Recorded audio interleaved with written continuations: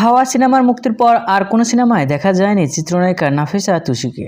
সম্প্রতি সামাজিক মাধ্যমে আলোচনা হচ্ছে শাকিব খানের পরবর্তী সিনেমার নায়িকা হতে যাচ্ছেন তুষি। আর এই সিনেমাটি নির্মাণ করবেন ভার্টাস মিডিয়ার কর্ণধার ও প্রযোজক আরশাদ আড্ডান।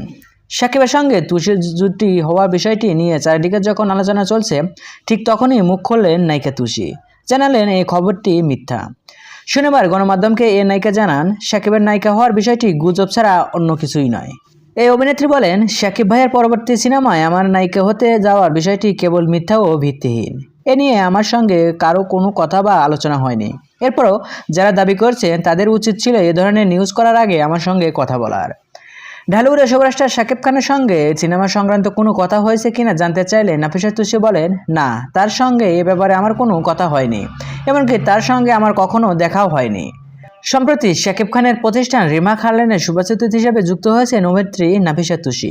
এ ব্যাপারে তার ভাষ্য, শাকিব ভাই যে এই প্রতিষ্ঠানের সঙ্গে রয়েছে সেটিও জানা ছিল না আমার।